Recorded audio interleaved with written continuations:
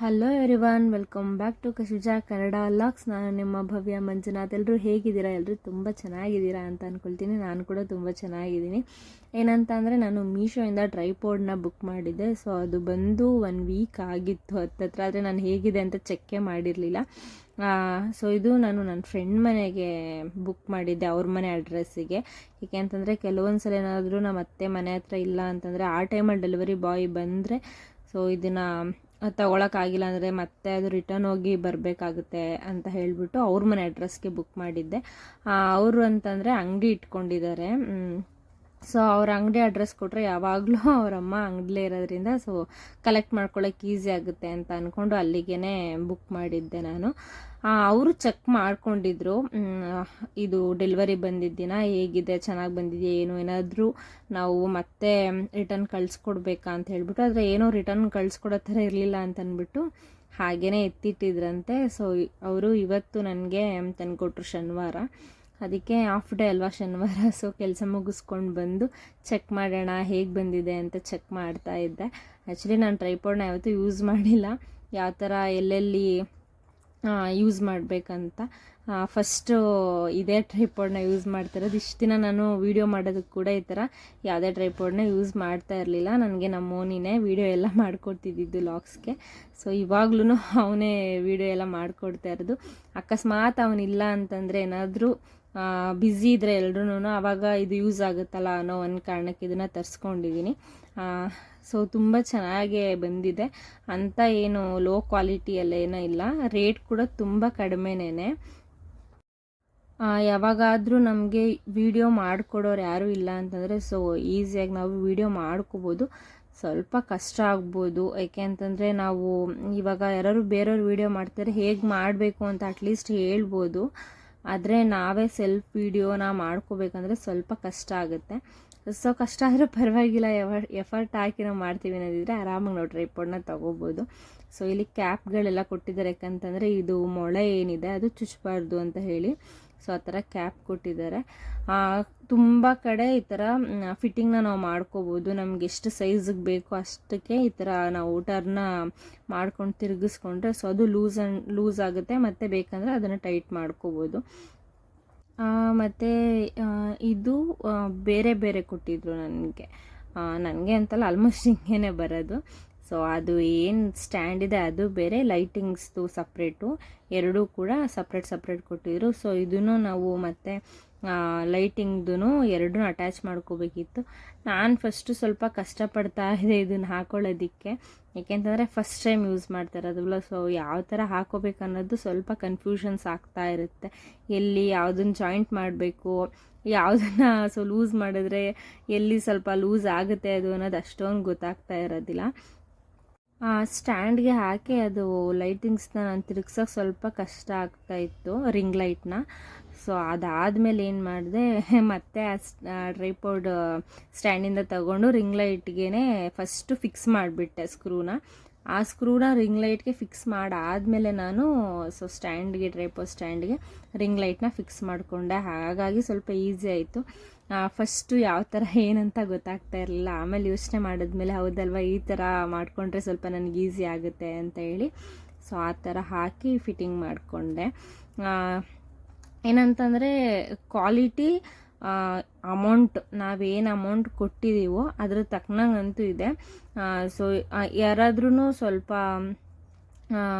ಯಾರು ವೀಡಿಯೋ ಮಾಡೋಕ್ಕಿಲ್ವೇ ಇಲ್ಲ, ಸೊ ನಾವೇ ಯಾವಾಗಲೂ ಸೆಲ್ಫ್ ವೀಡಿಯೋ ಮಾಡ್ಕೋಬೇಕು ಅನ್ನೋರು ಸ್ವಲ್ಪ ಕಾಸ್ಟ್ಲಿ ತೊಗೊಂಡ್ರೆ ಬೆಟರು. ಸೊ ನನಗೆ ಯಾವಾಗಲೂ ಮೋನಿ ವೀಡಿಯೋ ಮಾಡ್ಕೊಳ್ಳೋದ್ರಿಂದ ನಾನು ಇಷ್ಟು ಸಾಕಂತ ಹೇಳಿ ಸೊ ಕಡಿಮೆ ವ್ಯಾಲ್ಯೂಯಲ್ಲಿ ತೊಗೊಂಡಿದ್ದೀನಿ. ಎಷ್ಟಂತ ನಿಮಗೆ ಕೊನೆಯಲ್ಲಿ ತಿಳಿಸ್ಕೊಡ್ತೀನಿ ಎಷ್ಟು ಅಮೌಂಟ್ ಕೊಟ್ಟು ತೊಗೊಂಡಿದ್ದೀನಿ ಅಂತ. ಹಾಗೆಯೇ ಈ ರಿಂಗ್ ಲೈಟ್ ಬಂದುಬಿಟ್ಟು ಯಾವಾಗ್ಲೂ ಈ ಥರ ಚಾರ್ಜ್ ಹಾಕಿ ಲೈಟ್ನ ಆನ್ ಮಾಡ್ಕೋಬೇಕು. ಅಂದರೆ ಅದು ಸ್ವಿಚ್ಚೆಲ್ಲ ಆನಲ್ಲೇ ಇರಬೇಕು, ಸೇಮ್ ಫೋನ್ನ ಚಾರ್ಜಿಗೆ ಹಾಕಿರ್ತೀವ. ಸೊ ಇದು ಹಾಗೆ ಅಡಾಪ್ಟ್ರು ಜೊತೆ ಚಾರ್ಜಲ್ಲಿದ್ದರೆ ಮಾತ್ರ ಆನ್ ಆಗುತ್ತೆ. ಸೊ ಚಾರ್ಜ್ ಮಾಡಿಕೊಂಡು ನಾವು ಎಲ್ಲಿ ಬೇಕಲ್ಲಿ ಇಟ್ಕೊಂಡು ರಿಂಗ್ ಲೈಟ್ನ ಆನ್ ಮಾಡೋಕ್ಕಾಗೋದಿಲ್ಲ. ಸೊ ಆ ಥರ ಇದೆ ಇದು. ನಾವು ಯಾವಾಗಲೂ ಆನಲ್ಲಿ ಇರಬೇಕು ಅಂತಂದರೆ ಸೊ ಅದು ಶೆಲ್ ಏನಾದ್ರು ಇರೋವಂಥ ರಿಂಗ್ ಲೈಟ್ ಆದರೆ ಸೊ ಈಸಿ ಆಗುತ್ತೆ ನಾವು ಆಫ್ ಆ್ಯಂಡ್ ಆನ್ ಇದೆಲ್ಲ ಎಲ್ಲಿ ಬೇಕಲ್ಲಿ ಮಾಡ್ಕೊಳ್ಳೋದಕ್ಕೆ. ಇದೆಲ್ಲ ಚೆಕ್ ಮಾಡಾದಮೇಲೆ ಸೊ ನಾನು ನೆಕ್ಸ್ಟು ಬಟ್ಟೆ ಒಗೆಯೋದಕ್ಕೆ ಅಂತ ಹೋದೆ. ಸಂಡೇ ಅಂತೂ ಫ್ರೀ ಇರೋದಿಲ್ಲ, ಆಲ್ಮೋಸ್ಟು ಏನಾದರೂ ಒಂದು ಕೆಲಸ ಇರುತ್ತೆ. ಸೊ ಅದಕ್ಕೆ ಶನಿವಾರನೇ ಟೈಮ್ ಇತ್ತು ಅಂತ ಹೇಳಿ ಬಟ್ಟೆ ಒಕ್ಕೊಂಬಿಡೋಣ ಅಂತ ಅದಕ್ಕೆಲ್ಲ ರೆಡಿ ಮಾಡ್ಕೊತಾ ಇದ್ದೆ. ನಾನು ಬರೋಕ್ಕೆ ಮುಂಚೆ ನಮ್ಮ ಅತ್ತೆ ಬಟ್ಟೆ ಎಲ್ಲ ನೆನೆಸಿಟ್ಟಿದ್ರು. ಆದರೆ ಏನಂತಂದರೆ ಅವರೇನೆ ಯಾವಾಗಲೂ ಒಗೆಯೋದು ನಮ್ಮ ಮನೇಲಿ. ನಾನು ತುಂಬ ವೀಡಿಯೋಗಳಲ್ಲಿ ನಿಮ್ಗೆ ತಿಳಿಸ್ಕೊಟ್ಟಿದ್ದೀನಿ. ಅವ್ರಿಗೆ ಸ್ವಲ್ಪ ಜ್ವರ ಇದ್ದಿದ್ದರಿಂದ ಬಟ್ಟೆಗಳು ಯಾವುದೂ ಒಗ್ದಿರಲಿಲ್ಲ. ಮಿಷಿನ್ಗೆ ಹಾಕೋದೆಲ್ಲ ಅವ್ರು ಮಿಷಿನ್ಗೆ ಹಾಕಿ ಎತ್ತಿಟ್ಬಿಡ್ತಾರೆ. ಆದರೆ ಕೈಯಲ್ಲಿ ಒಗೆಯೋದು ಸ್ವಲ್ಪ ಕಷ್ಟ ಅಲ್ವಾ, ಅದಕ್ಕೆ ಅದನ್ನೆಲ್ಲ ನೆನೆಸಿ ಹಾಗೇ ಇಟ್ಟಿದ್ರು. ಆಫೀಸ್ ಬಿಡೋದು ಇನ್ನೊಂದು ಅವರ್ ಇದೆ ಅಂತ ಅನ್ಬೇಕಾದ್ರೆ ಕಾಲ್ ಮಾಡಿ ಹೇಳಿದ್ದೆ ನೆನೆಸ್ಬಿಡಿ ಅಂತ. ಯಾಕಂತಂದರೆ ಫಸ್ಟೇ ಬಟ್ಟೆಗಳನ್ನ ಸರ್ಪ್ ನೀರಲ್ಲಿ ನೆನೆಸಿಟ್ಬಿಟ್ರೆ ಸೊ ಒಗೆಯೋಕ್ಕೆ ಸ್ವಲ್ಪ ಈಸಿ ಆಗುತ್ತೆ. ಆದಷ್ಟು ಚೆನ್ನಾಗಿ ನೆನ್ಕೊಂಡಿರುತ್ತಲ್ವ ಬಟ್ಟೆ, ಸೊ ಈಸಿಯಾಗಿ ಸ್ವಲ್ಪ ಒಗಿಬೋದು. ಅದರಲ್ಲೂ ಬನೀನ್ಗಳಂತೂ ಬೇಗ ಗಲೀಜಾಗಿರುತ್ತೆ, ಯಾಕಂದರೆ ವೈಟ್ ಬಟ್ಟೆಗಳಲ್ವ. ಸೊ ವೈಟ್ ಬಟ್ಟೆಗಳನ್ನ ಒಗೆಯೋಷ್ಟರಲ್ಲಿ ತುಂಬ ಸುಸ್ತಾಗುತ್ತೆ. ನಾವೇನಂತಂದರೆ ಈ ಥರ ಮ್ಯಾಟು, ಸೊ ಹುಡುಗರ ಶೂಗಳು, ಹುಡುಗರ ಸ್ಕೂಲ್ ಡ್ರೆಸ್ ಇದನ್ನೆಲ್ಲ ನಾವು ಮಿಷಿನ್ಗೆ ಹಾಕೋಕ್ಕೆ ಹೋಗಲ್ಲ. ಯಾಕೆಂತಂದರೆ ಅಷ್ಟು ಚೆನ್ನಾಗಿ ಕ್ಲೀನ್ ಆಗಲ್ಲ, ಯಾಕೆಂದರೆ ವೈಟ್ ಶರ್ಟ್ಸ್ ಅವ್ರದ್ದು. ಅದಕ್ಕೆ ನಾವೇನು ಮಾಡ್ತೀವಿ, ಕೈಯಲ್ಲೇ ಹೊಕ್ಕೊಂಡ್ಬಿಡ್ತೀವಿ ಸ್ವಲ್ಪ ಬಟ್ಟೆ ಇದ್ದಾಗಲೇ.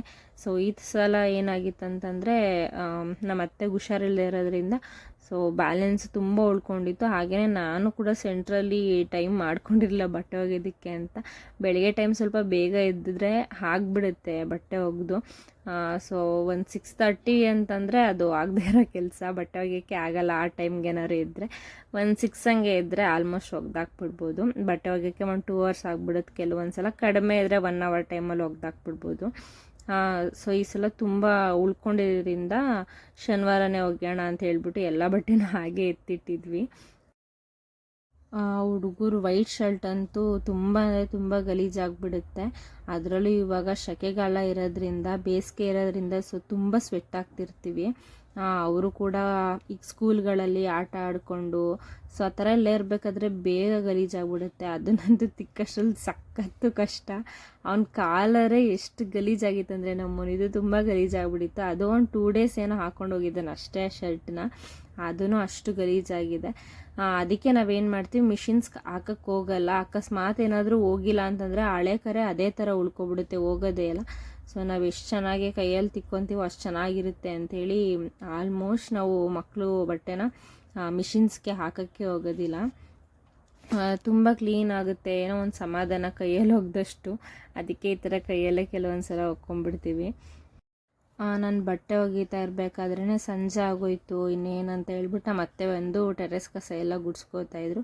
ಸೊ ಈ ಕಡೆ ನಾನು ಬಟ್ಟೆ ಒಗಿತಾ ಇರೋ ಕಡೆ ಸ್ವಲ್ಪ ಗುಡಿಸಿದ್ದೆ. ಆ ಕಡೆ ಗಿಡಗಳೆಲ್ಲ ಇತ್ತಲ್ಲ, ಅದೆಲ್ಲ ಸ್ವಲ್ಪ ಎಲೆಗಳೆಲ್ಲ ಉದ್ರಿತ್ತು ಅಂತ ಅಂದ್ಬಿಟ್ಟು ಅವ್ರು ಆ ಕಡೆ ಗುಡ್ಸ್ಕೊತಾಯಿದ್ರು.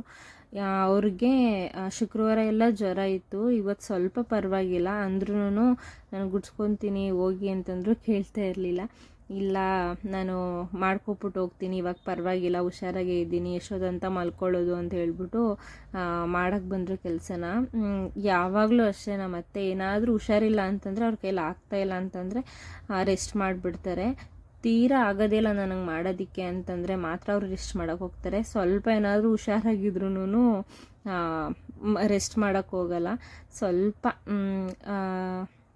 ಏನಾದರೂ ಅವ್ರಿಗೆ ಹುಷಾರಾಯಿತು, ನಾನು ಓಕೆ ಒಂದು ಸ್ವಲ್ಪ ಚೆನ್ನಾಗಿದ್ದೀನಿ ಅಂದಿದ ತಕ್ಷಣ ಈ ಥರ ಏನಾದ್ರು ಒಂದು ಕೆಲಸ ಮಾಡೋದಕ್ಕೆ ಬಂದುಬಿಡ್ತಾರೆ. ನಮ್ಮ ಮನೆ ಮುಂದೆ ಹೊಂಗೆ ಮರ ಇದೆ, ಅದಂತೂ ಚಿಗುರು ಹೊಡೆದಿತ್ತು. ತುಂಬ ಅಂದರೆ ತುಂಬ ಹಸ್ರಾಗಿ ಚೆನ್ನಾಗಿ ಕಾಣಿಸ್ತಾ ಇತ್ತು. ಅವಾಗ ತಾನೇ ಚಿಗುರು ಹೊಡೆದಿದೆ ಅಲ್ವಾ, ಅದಕ್ಕೋಸ್ಕರ ಎಷ್ಟು ಗ್ರೀನಾಗಿ ಕಾಣಿಸ್ತಾ ಇದೆ ನೋಡಿ. ಆ ಬಿಸಿಲಿಗೂ ಸೂರ್ಯನ ಬೆಳಕಿಗೂ ತುಂಬ ಅಂದರೆ ತುಂಬ ಚೆನ್ನಾಗಿ ಕಾಣಿಸ್ತಾ ಇತ್ತು, ಗ್ರೀನಾಗಿ. ಫಸ್ಟು ಎಲೆಗಳೆಲ್ಲ ಉದುರೋಗಿತ್ತು, ಅವಾಗಂತೂ ನೋಡೋಕ್ಕೆ ಆಗ್ತಿರಲಿಲ್ಲ. ರೋಡ್ ತುಂಬ ಎಲೆಗಳು ಅದರದ್ದೇ ಬಿದ್ದಿರ್ತಿತ್ತು. ಇವಾಗೆಲ್ಲ ತುಂಬ ಚೆನ್ನಾಗಿ ಕಾಣಿಸ್ತಿರ್ತಾವೆ ಮರಗಳು, ಹಸಿರು ನೋಡೋದಕ್ಕೆ ಎಷ್ಟು ಖುಷಿ ಅಂತಂದರೆ ತುಂಬ ಖುಷಿಯಾಗುತ್ತೆ. ಸೊ ನಾನು ಇನ್ನೇನು ಬಟ್ಟೆ ಒಗ್ದಾಗಕ್ಕೆ ಬಂತು, ಇನ್ನೊಂದು ಸ್ವಲ್ಪ ಬಟ್ಟೆ ಇದ್ದಾಗಲೇ ಒಣಗಾಕೊಳ್ಳೋಣ ಅಂಥೇಳಿ ಅಲ್ಲಲ್ಲೇ ಜಾಲ್ಸ್ಕೊಂಡು ಒಣಗಾಕ್ಬಿಡ್ತಾ ಇದ್ದೆ. ಸೊ ಒಂದೇ ಸಲ ಒಣಗಾಕೋದಕ್ಕೂ ಇಟ್ಕೊಳ್ಳೋದಿಲ್ಲ, ಏಕೆಂದರೆ ಒಂದೇ ಸಮ ಕುತ್ಕೊಂಡು ಒಗ್ಯೋಕ್ಕಾಗಲ್ಲ. ಏಕೆಂತಂದರೆ ಡೈಲಿ ಒಗಿತಾ ಇದ್ರೆ ಅಥವಾ 2 ದಿನಕ್ಕೊಂದ್ಸಲ ಕೈಯಲ್ಲಿ ಒಗಿತಾ ಇದ್ರೆ ಅದು ಏನು ಅನಿಸಲ್ಲ. ನಾವು ವಾರಕ್ಕೊಂದ್ಸಲನೋ ಅಥವಾ 2 ಸಲನೋ ಒಗೆಯೋದ್ರಿಂದ ತುಂಬ ಹೊತ್ತು ಕುತ್ಕೊಂಡು ಒಗೆಯೋದಕ್ಕೂ ಆಗೋದಿಲ್ಲ, ಕಾಲೆಲ್ಲ ಸ್ವಲ್ಪ ಪೇಯ್ನ್ ಬಂದುಬಿಡುತ್ತೆ. ಏನಾದರೂ ಈ ಥರ ಸ್ವಲ್ಪ ಚೇಂಜ್ ಮಾಡ್ಕೋತಾ ಇದ್ದರೆ ಅಷ್ಟೊಂದು ನೋವು ಗೊತ್ತಾಗೋದಿಲ್ಲ. ಸ್ವಲ್ಪ ಹೊತ್ತು ಒಗೆಯೋದು, ಆಮೇಲೆ ಜಾಲ್ಸ್ಕೊಳ್ಳೋದು, ಒಣಗಾಕೋದು, ಈ ಥರ ಒಂದಾದ್ಮೇಲೆ ಒಂದು ಅವಾಗಲೇ ಮಾಡ್ಕೊತಾ ಇದ್ದರೆ ಸೊ ಅಷ್ಟೊಂದು ಕಷ್ಟ ಅಂತ ಫೀಲ್ ಆಗೋದಿಲ್ಲ. ಅಂದರೂ ಬಟ್ಟೆ ಸ್ವಲ್ಪ ಜಾಸ್ತಿನೇ ಇತ್ತು ಒಗ್ದಾಗಷ್ಟರಲ್ಲಿ. ಸೊ ಇಷ್ಟು ಬಟ್ಟೆ ಎಲ್ಲ ಕೈಯಲ್ಲಿ ಒಗೆಯೋಷ್ಟರಲ್ಲಿ ಸಾಕು ಅನ್ನಿಸ್ತಾ ಇತ್ತು. ಮತ್ತು ಕೈ ಸ್ವಲ್ಪ ಕೂಡ ಪೇಯ್ನ್ ಆಗ್ತಾಯಿತ್ತು. ಕಂಟಿನ್ಯೂಸ್ ಆಗಿ ಒಗಿತಾ ಇದ್ದರೆ ಪೇಯ್ನ್ ಅಷ್ಟೊಂದು ಗೊತ್ತಾಗೋದಿಲ್ಲ, ನಾವು ಗ್ಯಾಪ್ ಕೊಟ್ಟು ಒಗೆಯೋದ್ರಿಂದ ಪೇಯ್ನ್ ಅನಿಸುತ್ತೆ. ಹಾಗೆಯೇ ಟೆರೆಸ್ ಫುಲ್ ಎಲ್ಲ ತೊಳೆದ್ಬಿಟ್ಟು ಕ್ಲೀನ್ ಮಾಡಿದೆ. ಎಷ್ಟೇ ಕ್ಲೀನ್ ಮಾಡಿದ್ರು ಟೆರೆಸ್ ಗಲೀಜು ಆಗೇ ಆಗುತ್ತೆ, ಏನು ಮಾಡೋದಕ್ಕಾಗೋದಿಲ್ಲ. ಆದರೆ ನಮ್ಮ ಸಮಾಧಾನಕ್ಕೆ ನಾವು ಕ್ಲೀನ್ ಮಾಡಿಕೊಳ್ಳೇಬೇಕು. ಅದೆಲ್ಲ ಆದಮೇಲೆ ಸೊ ಗಿಡಗಳಿಗೆಲ್ಲ ನೀರು ಹಾಕಿರಲಿಲ್ಲ, ಯಾವಾಗಲೂ ನಮ್ಮ ಅತ್ತೆನೇ ನೀರು ಹಾಕ್ತಿದ್ರು. ಅವರು ಕಸ ಎಲ್ಲ ಗುಡ್ಸ್ಕೊಂಡು ಹೋದ್ರಲ್ವ, ಸರಿ ನಾನೇ ನೀರು ಹಾಕ್ಬಿಟ್ಟು ಬರ್ತೀನಿ, ಏನು ಬರೋಕ್ಕೆ ಹೋಗಬೇಡಿ ಅಂತ ಹೇಳ್ಬಿಟ್ಟು ನೀರೆಲ್ಲ ಹಾಕ್ತಾಯಿದ್ದೆ ಗಿಡಗಳಿಗೆ. ಗಿಡಗಳಂತೂ ತುಂಬ ಹಾಳಾಗ್ಬಿಟ್ಟಿದೆ. ನಾವು ಎಷ್ಟೇ ಪ್ರೊಟೆಕ್ಟ್ ಮಾಡಿದ್ರು ಯಾಕೋ ಚೆನ್ನಾಗೇ ಆಗ್ತಾಯಿಲ್ಲ.